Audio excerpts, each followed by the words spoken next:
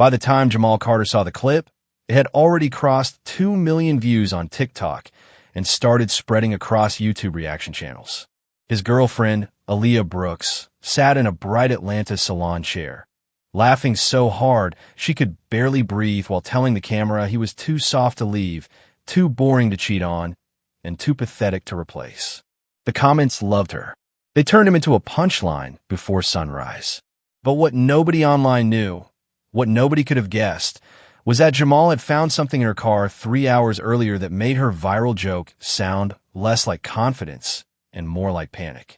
If you love stories where the quiet person in the room ends up flipping everything, subscribe now, because this one keeps getting worse in ways that feel almost unreal. I mean that. Every time Jamal thought he had found the ugliest part, another lie opened behind it like a second locked door. At first, even he thought this was just another cruel joke from a girlfriend who loved attention too much.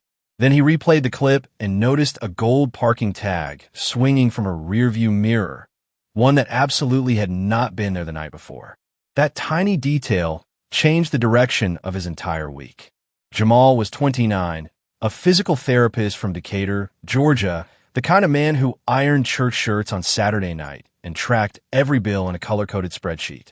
Aaliyah, 27, worked in brand partnerships for a beauty startup and moved through rooms like they were built for her entrance.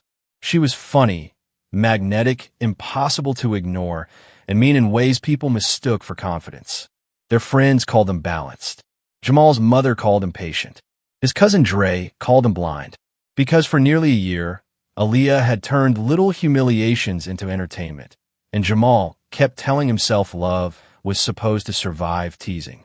At birthday dinners, she joked about his little salary, even though he had paid half her rent when commission checks ran late. At brunch, she rolled her eyes when he mentioned buying a townhouse and called him LinkedIn in human form. Once at a rooftop party in Midtown, she laughed with her friends about how Jamal scheduled oil changes 3 weeks early, then leaned over and said, "See, he's dependable." That's code for boring. Everybody laughed, including him, because that was easier than making the table tense. Looking back, Jamal would say that was her talent. She made disrespect look polished enough that noticing it felt rude. The night everything started breaking open, Aaliyah told Jamal she was meeting coworkers for drinks near Ponce City Market. He believed her until the next morning, when he borrowed her car to pick up pastries for his aunt's recovery brunch and saw a valet receipt tucked between the center console and passenger seat. The receipt was from the Waverly Hotel in Buckhead, time-stamped 12:43 a.m., 2 guests, overnight parking. Jamal stared at it, so long the bakery line moved around him. Then he found a phone charger he had never seen before, an expensive braided cord attached to nothing he recognized. That was the first real crack. Most people would have confronted her immediately. Jamal almost did. He even typed, "Why were you at a hotel?" then deleted it before sending. Something about the cruelty in her viral video later that same afternoon made the receipt feel connected to something larger, more planned. He replayed her words, trying to hear anger, but all he heard was performance. She was too polished, too ready, too certain the internet would take her side. That was when a thought hit him so sharply he had to sit down on his front steps. Maybe the video was not random. Maybe she was trying to get ahead of a story he had not uncovered yet. Remember that, because it matters later. That same evening, Aaliyah came home smiling, kissed the air near his cheek, and asked whether he had seen her little post. Jamal said yes. She watched him carefully, almost disappointed that he did not argue. Then she smirked and said the brand loved her authenticity, that controversy drove traffic, and that people online connect with messy truth. Messy truth. Those 2 words stayed with him. When she went to shower, her smartwatch lit up on the dresser. A message preview flashed from someone saved only as V. Did he buy it? Then another came right after. You better keep him calm until Friday. At this point, what would you do? Explode, leave, or stay quiet long enough to see the full shape of the lie? Jamal chose silence, and that decision is the only reason the ending landed the way it did. Instead of confronting her, he photographed the receipt, the charger, and the message preview with his old backup phone. The next morning he called in late, sat at the kitchen table, and opened their shared apps one by one. Nothing dramatic appeared at first. Then he checked ride history. 3 rides in the last month had ended at the same Buckhead condo tower she always claimed was a co-working space. The condo tower belonged to Vernon Tate, a local entrepreneur who styled himself online as a luxury real estate investor. Jamal only learned that because Aaliyah had once mocked Vernon's fake rich videos over dinner, calling him the king of borrowed marble countertops. Now his address appeared again and again in her ride history, always during work lunches, networking nights, or girls' evenings. Jamal searched Vernon's socials and nearly dropped his phone when he saw the same gold parking tag hanging in the background of one of Vernon's car selfies. Not a similar one. The exact same custom tag from Aaliyah's viral clip. Suddenly the clip felt less accidental and more like evidence she had slipped. But that still was not the worst discovery. 2 days later, Jamal's younger sister Imani called sounding strange and asked whether he and Aaliyah were okay. When he asked why, she hesitated and admitted that Aaliyah had been posting private arguments on a close friend's story for weeks, framing Jamal as controlling, insecure, and emotionally exhausting. Imani sent screenshots. In one, Aaliyah zoomed in on his budgeting notes and joked, "This man tracks paper towels like a parole officer." In another, she claimed he checked her location because he didn't trust women who had options. Jamal sat perfectly still. She was weaponizing his stability into content that looked suspiciously like abuse. If you're still here, subscribe, because this is where the story flips from cheating to strategy. Jamal realized Aaliyah was not just betraying him romantically. She was building a public record against him, softly, playfully, one clipped joke at a time, so that if he ever spoke up, he would already look obsessive and bitter. That explained the salon video. That explained the timing. And it explained why she had seemed disappointed by his calm reaction. She wanted him loud. She wanted screenshots of anger. She wanted one ugly text to validate the image she had been curating for months. Instead, Jamal started collecting quietly, carefully, almost like an investigator. By Thursday, another layer surfaced. Jamal worked with an older patient named Mrs. Evelyn Price, whose granddaughter happened to intern at Aaliyah's startup. Jamal never mentioned his relationship trouble, but Mrs. Price did what church elders do best and volunteer information nobody asked for. "That pretty girlfriend of yours," she said, "didn't she host some campaign dinner downtown with that tall man from the condo magazine?" Jamal asked her to repeat it.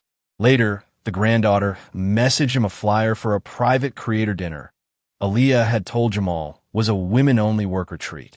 Vernon Tate's name sat right there on the host line. Another lie. Clean. Deliberate. Easy to prove. He told only one person the full truth. His cousin Andre, who everyone called Dre, a barber with a loud laugh and a surprisingly surgical mind. Dre wanted to drive straight to Vernon's condo, and Jamal said no. Dre wanted to flood Aaliyah's comment section, and Jamal said no again. "Then what exactly are you doing?" Dre asked. Jamal looked at the screenshots spread across his dining table and said, "I'm waiting for her to finish." Dre stared, then slowly smiled, because he understood something important before Jamal said it out loud. Aaliyah's ego was already doing half the work. Jamal just needed patience, timing, and the right spotlight. Friday came with another insult. Aaliyah posted a follow-up video saying, "Ladies, stop dating men you have to mother," while applying lip gloss and laughing at comments calling Jamal Budget Batman. That clip went even bigger than the first one. Reaction pages reposted it. A local podcaster guessed Jamal was secretly cheating and projecting. A gossip page claimed Aaliyah had escaped a controlling live-in boyfriend. Jamal's phone filled with texts from people who had not asked him for a side once. Some sounded concerned. Most sounded curious. A few sounded entertained. That was when Jamal understood how expensive silence feels before it finally starts paying you back. Then, late Friday night, Aaliyah made the mistake she could not take back. She came home irritated, dropped her purse, and muttered, "He's being so dramatic," not realizing Jamal stood in the kitchen. Jamal asked who. She recovered too fast, smiled, and said she meant her manager. But 3 minutes later, while she was on the balcony taking a call, Jamal heard enough through the cracked door to confirm everything. She whispered that the apartment situation would be handled soon, that Jamal was too weak to notice, and that after the launch event on Sunday, she would finally be out.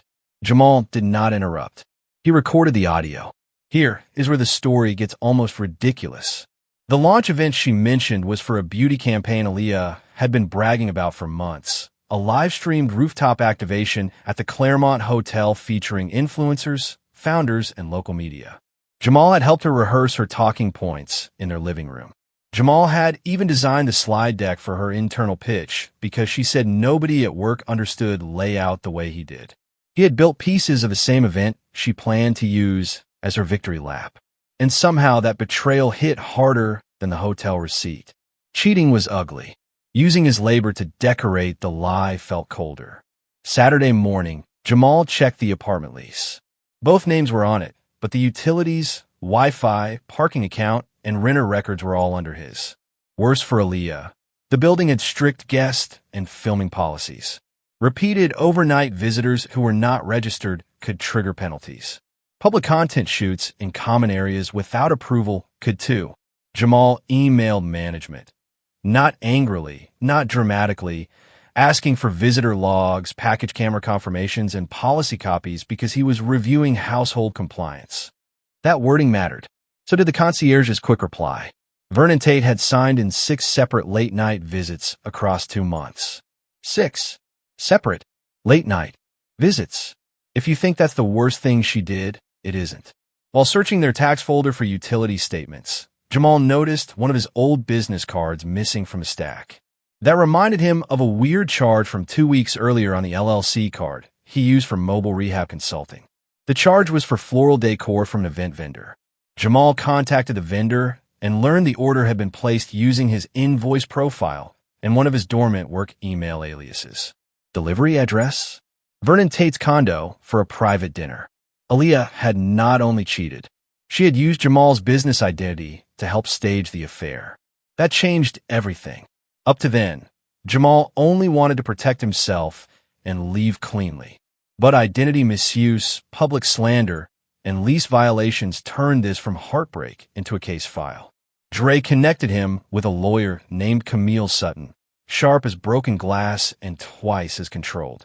Camille reviewed the screenshots, receipts, visitor logs, vendor records, and the balcony audio clip, then told Jamal something that made him exhale for the first time all week. "Do not rant," she said. "Do not threaten. Do not improvise. Facts are meaner than anger." Jamal almost laughed because that sentence felt truer than anything he had heard since the first video went viral. Camille helped him prepare in 3 lanes at once.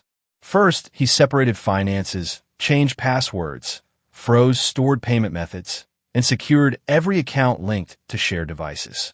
Second, he documented every online post where Aaliyah implied coercion, manipulation, or controlling behavior. Third, he built a timeline so clean even strangers could understand it in under 2 minutes. Hotel receipt, ride logs, condo address, visitor records, misuse of his business profile, and her own audio admitting she planned to move out after the launch. Jamal still did not post. He just organized. Quietly. Neatly. Aaliyah noticed nothing because arrogance is loud and detail is silent. Sunday arrived hot and bright, the kind of Atlanta afternoon that makes rooftop pools look richer than they are. Aaliyah left early in a white dress, telling Jamal she hoped he was mature enough not to do anything embarrassing online. He nodded and said he was going to his mother's. That part was true. His mother, Claudette, handed him sweet tea, looked at his face once, and said, "Baby, don't lose your soul trying to win." Jamal told her he would not. Then he opened his laptop at her kitchen table and scheduled 3 things for 7:10 p.m., the exact minute Aaliyah would begin her public panel on authenticity, trust, and audience connection. The first scheduled item was an email from Camille to Aaliyah's HR department, legal team, and event organizer containing a concise evidence packet documenting defamation-adjacent claims, misuse of Jamal's business identity, and audio showing she planned to exploit a public campaign while hiding an undisclosed relationship with a feature host. The second was a formal complaint to building management regarding repeated unauthorized overnight guests and commercial filming violations. The third was the calmest post Jamal had ever written. No insults, no cursing, no threats, just one caption. Since my name became content, here are the facts in order. Then the receipts followed, slide by slide, date by date. At 7:13 p.m., while Aaliyah sat under string lights telling a crowd that real transparency creates real community, her phone began vibrating against the water glass beside her. According to 3 people who later sent Jamal clips, she ignored it twice, smiled through it once, then went pale on the 4th buzz. Vernon, seated 2 stools away as a surprise guest investor, checked his own phone and visibly stiffened. The moderator stumbled over her next introduction. One audience member started whispering. Another looked down, then up, then down again. It was the kind of slow-motion collapse that makes a room feel haunted before anyone says why. And the internet caught up in real time. Jamal's posts spread with a completely different energy than Aaliyah's. Her videos were loud. His was devastatingly plain. The timeline did all the talking. The hotel receipt established opportunity. The ride logs established pattern. The visitor records established repetition. The LLC charge established misuse. The audio clip established intent. Then came the final slide. Screenshots of Aaliyah mocking Jamal's routines, budgeting and emotional restraint while privately asking him to edit her presentations, cover groceries, and front utility payments during brand delays. No dramatic music. No reaction face. Just order. People who had laughed at him 12 hours earlier started deleting comments and asking why she lied first. This next part still makes Dre laugh because it was so perfectly timed it felt scripted, except it was not. While Jamal's post climbed, the event organizer quietly removed Aaliyah from the panel midway through a Q&A break. Clips later showed her arguing near the bar, pointing at Vernon, then at a woman in a black blazer who was almost certainly from legal. Vernon tried to slip out through the elevator corridor, only to get caught on camera by attendees already refreshing Jamal's thread. Someone shouted, "Wait, that's the condo guy." Another person, "Hold on, I think she said monogram tag." Yeah, that person zoomed in on the gold parking tab for Vernon's car. But the cruelest part was still ahead, and it came from Jamal doing almost nothing at all. Back at the apartment, Aaliyah's digital key stopped working at 8:02 p.m. because Jamal had legally updated resident access through management after filing the compliance complaint and securing account control on his lawyer's advice. Her belongings were not dumped. Nothing was broken. Nothing was trashed. Instead, every item she owned had been folded, boxed, labeled, and placed in a secure storage unit prepaid for 30 days in her name.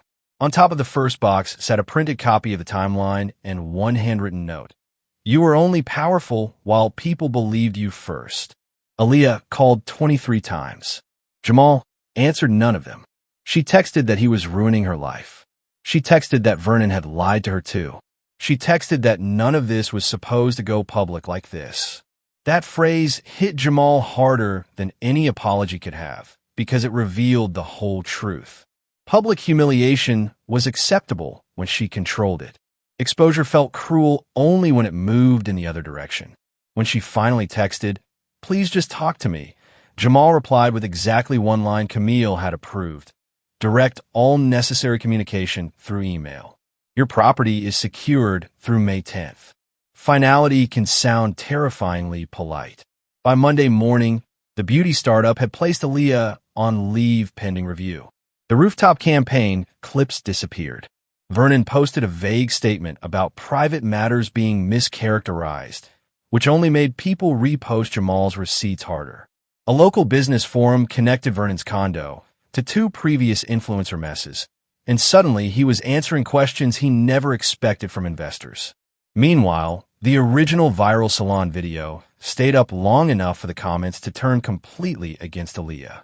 Viewers stitched it beside Jamal's timeline, pointing out every lie, every smug pause, every carefully calculated phrase. She had won an audience. She got one. She just lost control of the script. Then came one last discovery, because stories like this always hide a final nerve somewhere. Amani, still furious, sent Jamal an older screen recording from Aaliyah's close friends archive that she had saved months earlier because it felt off. In the clip, Aaliyah bragged that the easiest men to manipulate were the dependable ones because they think being decent makes them untouchable. She laughed and said, "You embarrass them a little at a time, so they stop trusting their own reaction." Jamal watched it once and had a pause. Not because it shocked him, well, okay, maybe a little, but because it clarified everything. The mockery had always been method, never mood. If you made it this far, subscribe because the ending is quieter than you expect and colder because of it. Jamal never posted again. He did not do interviews. He did not monetize the scandal, even when reaction pages asked. He went back to work, closed on a townhouse in Stone Mountain 3 weeks later, and moved with help from Dre, Claudette, and Imani, who taped over one box and wrote lesson across it. 18 months later, people around Atlanta still reference the timeline guy whenever somebody mocked the wrong quiet man online. The line they remembered was not loud, but lasted. You were only powerful while people believed you first.